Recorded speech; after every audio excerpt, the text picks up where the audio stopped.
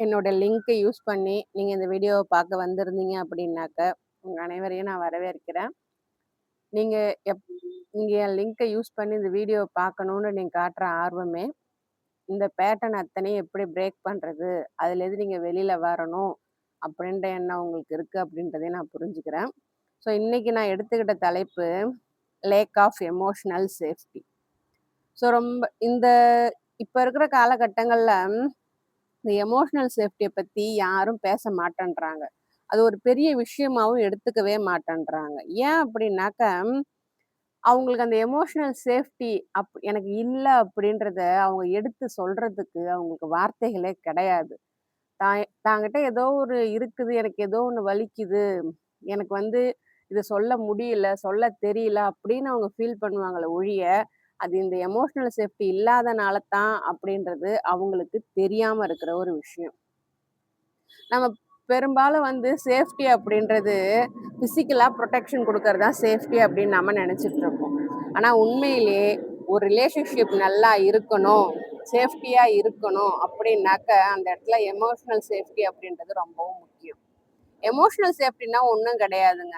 நாமளா இருக்கலாம் அப்படின்ற ஒரு நம்பிக்கை நமக்கு கிடைக்கிறது தான் எமோஷனல் சேஃப்டி அப்படின்றது. ஸோ இது என்ன பண்ணும்? உங்க உணர்வுகளை நீங்க வெளிப்படையா பேசலாம், உங்க பயங்களை சொல்லலாம், உங்க எண்ணங்களை வெளிப்படுத்தலாம். ஏன் உங்க தவறுகள் முதற்கொண்டு என்ன அவங்க தப்பா நினைச்சிருவாங்களோ அப்படின்ற பயம் இல்லாம வெளிப்படுத்தலாம். நான் ஏதாவது சொன்னேனாக்கா அவங்க என்ன கிண்டல் பண்ணுவாங்க, இல்லை என்னை தண்டிப்பாங்க அப்படின்ற எந்த ஒரு பயமும் இல்லாம உங்களுடைய உணர்வுகளை வெளிப்படுத்தக்கூடிய ஒரு உணர்வு, சுதந்திரமான ஒரு உணர்வு உங்களுக்கு இருந்தது அப்படின்னா அதுதான் எமோஷனல் சேஃப்டி அப்படின்றது. இந்த எமோஷனல் சேஃப்டி இருந்துச்சு அப்படின்னாக்க உங்களோட ரிலேஷன்ஷிப் ரொம்ப அமைதியா, அழகா, ஆழமா இருக்கும். ஆனா இந்த எமோஷனல் சேஃப்டி இல்லை அப்படின்னாக்க முள்ளு மேல நடக்கிற மாதிரியான உணர்வை தான் அந்த உறவு உங்களுக்கு கொடுக்கும். இந்த எமோஷனல் சேஃப்டில மிஸ் ஆகும்போது என்ன நடக்கும் அப்படின்னாக்க, சில விஷயங்கள் ரொம்ப வித்தியாசமா நடக்கும். ஆனா அது ரொம்ப நார்மல். அதுதான் நம்மளோட தலையெழுத்து. அதுதான் நமக்கு கிடைச்ச வழி அப்படின்னு நினைச்சுக்கிட்டு நாம இருப்போம். அது என்னென்னன்னு பார்த்தீங்க அப்படின்னாக்க, நம்ம பேச ஆரம்பிக்கணும்னு நினைச்சாலே நம்ம வார்த்தைகள நம்ம மானிட்டர் பண்ணுவோம். இத பேசலாமா? வேணாமா? அப்படின்னு யோசிப்போம். நம்மளுடைய உண்மையான உணர்வுகள வெளிப்படுத்தாம, நாம அந்த உணர்வுகள சொன்னாக்க, அவங்க நம்மள ஏதாச்சும் சொல்லுவாங்களோ, கிண்டல் அடிப்பாங்களோ அப்படின்னு நம்ம உணர்வுகள மறைக்க ஆரம்பிச்சுருவோம். நம்மளுடைய ஓன் ரியாலிட்டியவே நாம கொஸ்டின் பண்ண ஆரம்பிச்சுருவோம். நம்ப மாட்டோம். நம்மள நாமே நம்ப மாட்டோம். இது மெதுவா என்ன பண்ணும் நம்மள? நாம அப்படின்னு நம்மளுடைய உணர்வ, நாமளா இருக்கக்கூடிய உணர்வ இழக்க வைக்கும். இதுல என்ன ஆகும் அப்படின்னாக்க, சின்ன குழந்தையில இருந்தே ஒரு டாக்ஸிக் பேரண்ட்ஸால வளர்க்கப்பட்டு, இல்ல ஒரு டாக்ஸிக் ரிலேஷன்ஷிப்ல இருந்திருந்தீங்க அப்படின்னா, இந்த உணர்வு என்ன அப்படின்றது உங்களுக்கு தெளிவாவே தெரியும். சில நேரம் இந்த எமோஷனல் சேஃப்டி அப்படின்றது எப்படி தெரியுமா உடைஞ்சிருக்கும்? உங்கள எப்ப பாரு குறை சொல்லிட்டே இருப்பாங்க. உங்களே சந்தேகப்பட வைப்பாங்க. உங்கள மோக் பண்ணுவாங்க, கிண்டல் அடிப்பாங்க. உங்கள எமோஷனலா மனிப்புலேஷன் பண்ணுவாங்க. ஸோ இந்த மாதிரியான விஷயங்களால எமோஷனல் சேஃப்டி அப்படின்றது நமக்கு சுத்தமா இருக்காது. ஸோ இதனால என்ன ஆகும் அப்படின்னாக்க, ஒருத்தர் தன்னோட இதன் காரணமா எமோஷனல் சேஃப்டி இல்ல அப்படின்றது காரணமா, ஒருத்தர் தன்னுடைய உணர்வுகள தொடர்ச்சியா ஒதுக்கி விடுறது மூலியமா அவருக்கு என்ன நினைப்பாங்க அப்படின்னாக்க, ஒருவேளை நான் ஓவர் ஆக்ட் பண்றேன், ரொம்ப சென்சிட்டிவா இருக்கிறேன், இல்ல இது எதுவுமே நடக்கவே இல்ல, ஆனா நான் தான் இந்த மாதிரி நினைக்கிறேன், சில விஷயங்கள் நானா கற்பனை பண்ணிக்கிறேன் போல இருக்கு அப்படின்ற எண்ணம் அவங்களுக்குள்ள ஆழமாகும். ஒரு கட்டத்துல இது என்ன ஆகும், அவங்களுக்குள்ள குழப்பத்தை உண்டு பண்ணும். ஏன்னா அவங்க தெளிவா சிந்திச்சாலும் அவங்களுக்கு எதிரில் உள்ளவங்க அவங்கள குழப்பி விட்டுடுவாங்க. இந்த எமோஷனல் சேஃப்டியை உடைச்சி விட்டுருவாங்க. அது அவங்களுக்கே தெரியாது. அதனால நம்ம என்ன கேள்வி கேட்க ஆரம்பிப்போம்? ஒருவேளை இது ஏன் தப்பு தானோ, ஒருவேளை நான் தான் ப்ராப்ளமோ, ஒருவேளை என் பக்கத்துல தான் ஏதோ என்னுடைய உணர்வுகள் தான் ஏதோ தப்பானதோ அப்படின்னு நாம நினைக்க ஆரம்பிச்சிருவோம். இதனால கொஞ்சம் கொஞ்சமா இந்த எமோஷனல் சேஃப்டி அப்படின்றது நம்ம கிட்ட சுத்தமா இல்லாமலே போயிடும். இந்த எமோஷனல் சேஃப்டிய இல்லாம போயிடுச்சு அப்படின்னாக்க, நாம நம்மளுடைய உண்மையான உணர்வுகளை மறைக்க ஆரம்பிச்சிருவோம். நாம யார்கிட்டயும் சப்போர்ட் கேட்கறத நிறுத்திடுவோம். நாம நம்மளையே நம்புறத சுத்தமா கைவிட்டுருவோம். இதனால அடல்ட் ரிலேஷன்ஷிப் மட்டும் இல்ல, நம்ம வந்து ரிலேஷன்ஷிப்ல இருக்கிறவங்க மட்டும் பாதிக்கப்பட மாட்டாங்க. நம்ம கிட்ட இருக்கிற குழந்தைகளும் இந்த எமோஷனல் சேஃப்டி இல்லாம பாதிக்கப்படுவாங்க. எமோஷனல் சேஃப்டினா என்னன்னு உங்களுக்கு தெரிஞ்சிருந்தா தானங்க அதை உங்களால உங்க குழந்தைகளுக்கு கொடுக்க முடியும். சின்ன வயசுல நீங்க எப்படி வளர்ந்து வந்திருந்தீங்களோ அதையேத்தான் நீங்க உங்க குழந்தைங்கள்ட்ட காட்டுவீங்க. ஸோ இந்த வீடியோ பார்த்ததுக்கு அப்புறமேலுக்காவது எமோஷனல் சேஃப்டியை பத்தி புரிஞ்சுக்கிட்டு அதை முதல்ல உங்களுக்கு கொடுத்துக்கிட்டு உங்க குழந்தைங்களுக்கும் கொடுக்க பாருங்க. இந்த எமோஷனல் சேஃப்டி அப்படின்றது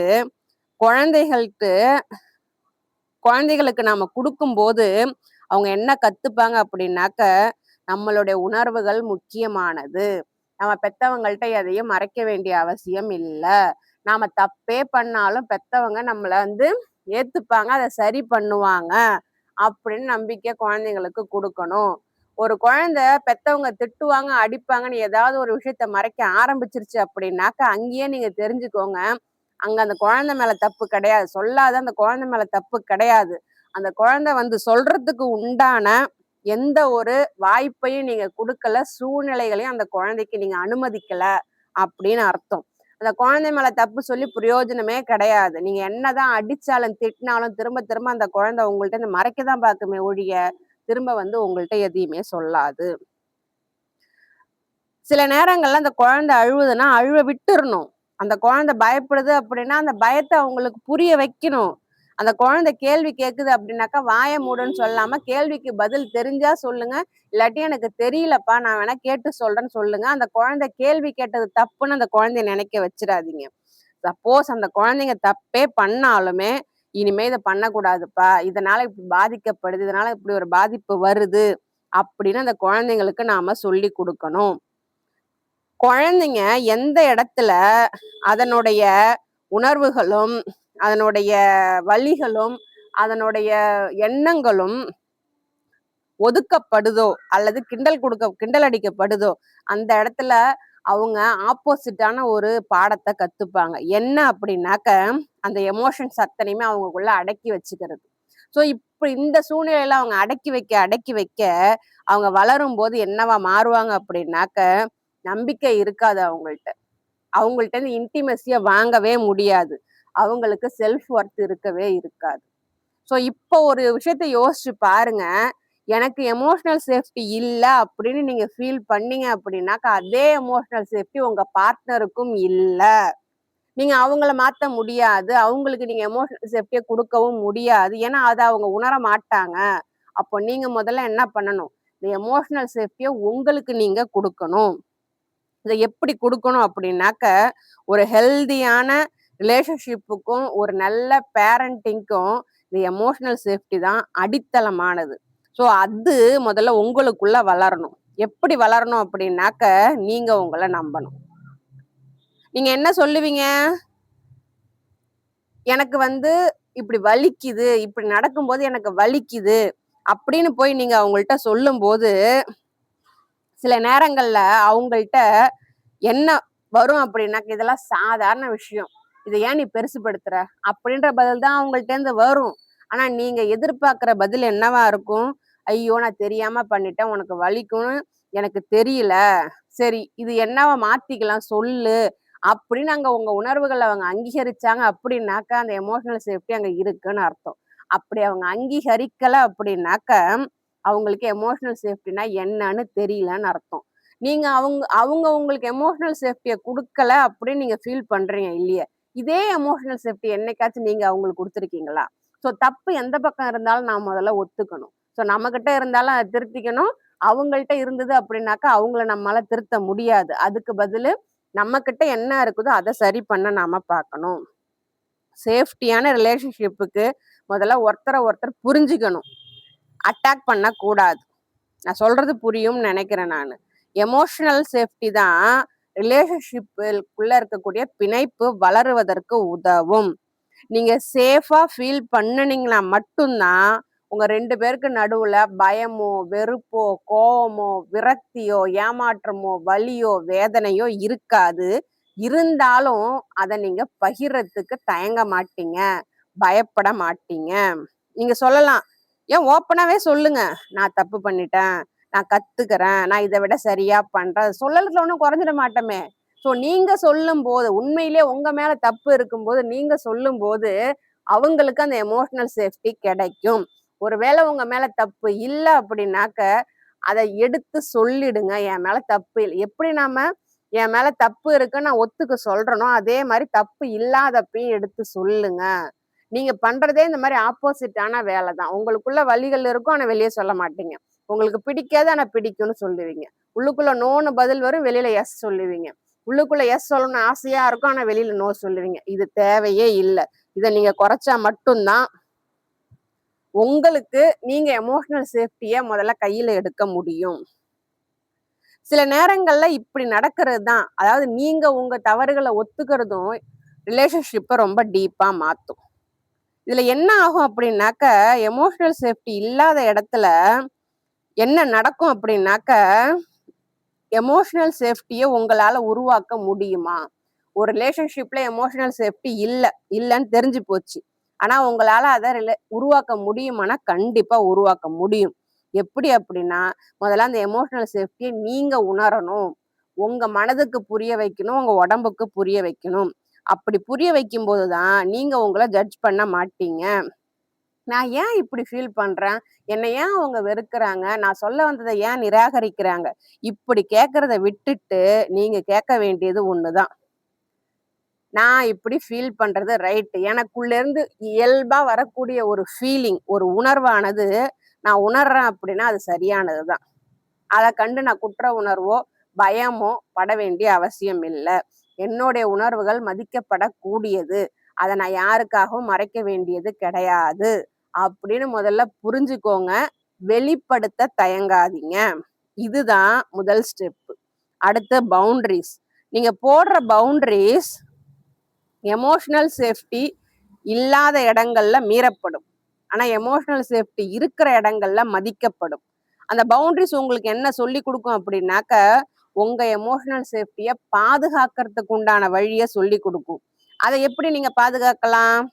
இந்த பிஹேவியர் எனக்கு பிடிக்கல, நான் மரியாதைக்கு உகந்தவள், இந்த எமோஷனல் மனிப்புலேஷன் பண்ற வேலையெல்லாம் என்கிட்ட வேண்டாம், என் உணர்வு உண்மையானது, தெளிவா சொல்லுங்க. அப்படி சொல்லும் போது கண்டிப்பா அந்த இடத்துல உங்க பவுண்டரிஸ் நிலையா நிற்கும். சரிங்களா? முதல்ல தப்பு இருந்தா ஒத்துக்கோங்க. உங்க உணர்வுகளை மதிக்க ஆரம்பிங்க. உங்க பவுண்டரிஸை கரெக்டா செட் பண்ணுங்க. இதனால என்ன ஆகும்? நீங்க உங்களை எப்படி பார்க்கணும் அப்படின்னு அவங்களுக்கு உணர்த்துவீங்க. அவங்கள கட்டாயப்படுத்த சொல்லல நானு. உங்க உணர்வுகளை மதிக்கிறது மூலியமா, நீ உங்க தப்ப ஒத்துக்கிறது மூலியமா, உங்க பவுண்டரிஸை செட் பண்றது மூலியமா என்ன நீங்க இப்படித்தான் மதிக்கணும் அப்படின்னு அவங்களுக்கு நீங்க சொல்லி கொடுக்குறீங்க.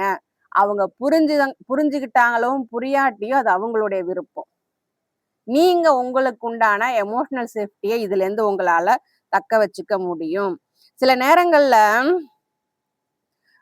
ஒருத்தர்ட்ட இருந்து விலகி வர்றது கூட அந்த ரிலேஷன்ஷிப் நம்மளை காயப்படுத்தும் போது கொஞ்சம் நம்ம பின்வாங்கிறது தப்பு இல்லை. நமக்கு இதெல்லாம் வேணும் அப்படின்றதுக்காக நம்ம டிமாண்ட் பண்ணி கொஞ்சம் பின்வாங்கி வர்றது தப்பே கிடையாது. இது சுயநலமும் கிடையாது. இந்த இடத்துல நீங்க உங்க சுயமரியாதைய சூஸ் பண்றீங்கன்னு அர்த்தம். எமோஷனல் சேஃப்டி அப்படின்றது ஹானஸ்ட் கம்யூனிகேஷன், தெளிவான கம்யூனிகேஷன் அந்த இடத்துல இருக்கணும். நீங்க எப்பப்பெல்லாம் தெளிவா கம்யூனிகேட் பண்றீங்களோ அந்த இடத்துல மரியாதையும் நம்பிக்கையும் தானா உருவாகும். நீங்க மறைக்கும் போதுதான் குழப்பத்தை உண்டு பண்ணும். அந்த நம்பிக்கை வளரும் போதுதான் உங்களுடைய வார்த்தைகளும் உங்களுடைய செயல்களும் ஒன்னா இணையும். எமோஷனல் சேஃப்டி அப்படின்றது ஓவர் நைட்ல கிடைக்காது. ரெகுலரான பிராக்டிஸ் நாம கவனிக்கணும். நம்மளுடைய கேர்னால மட்டும்தான் கிடைக்கும். இப்போ நீங்க எமோஷனல் சேஃப்டியை நான் கண்டுபிடிச்சிட்டேன், இதை நான் எனக்கு கொடுக்க போறேன் அப்படின்ற ஒரு நினப்பு வந்துருச்சு அப்படின்னாக்க பாஸ்ட்ல விட்டுடுங்க, நடந்த அத்தனையுமே விட்டுருங்க. ஆனா ஃபியூச்சர்ல எமோஷனல் சேஃப்டியை நீங்க மிஸ் பண்ணிடாதீங்க. இது உங்க லைஃப். ஸ்டெப் பை ஸ்டெப்பா ஒரு முயற்சியும் எடுங்க. உங்க வாய்ஸ் மேட்டர், அதை அடித்தளமா வச்சு உங்க ரிலேஷன்ஷிப்பை உருவாக்குங்க. உங்க உணர்வுகள் மதிக்கப்படக்கூடியது. மத்தவங்களுக்காக உங்கள நீங்க சுருக்கிக்கிறத குறைச்சுக்கோங்க. எந்த ஒரு யாரா இருந்தாலுமே, ஆண், பெண் யாரா இருந்தாலுமே, அவங்களுடைய உணர்வுகள் மதிக்கப்பட வேண்டியது, பார்க்கப்பட வேண்டியது, கேட்கப்பட வேண்டியது, மரியாதை கொடுக்கப்பட வேண்டியது, அப்படின்றத நீங்க புரிஞ்சுக்கணும். ஸோ இது இது மாதிரி இருக்கக்கூடிய எமோஷனல் பேட்டர்ன்ஸ என்னன்னு தெரிஞ்சுக்கணும்.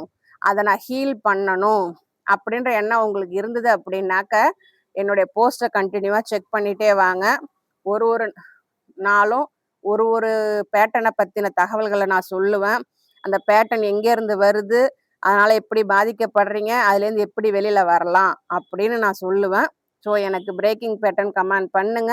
என்னோட பிளேலிஸ்ட் லிங்க்க நான் உங்களுக்கு அனுப்புறேன். மீண்டும் உங்கள இன்னொரு தலைப்புல, இன்னொரு பேட்டர்ன்ல அடுத்த வீடியோல வந்து சந்திக்கிறேன்.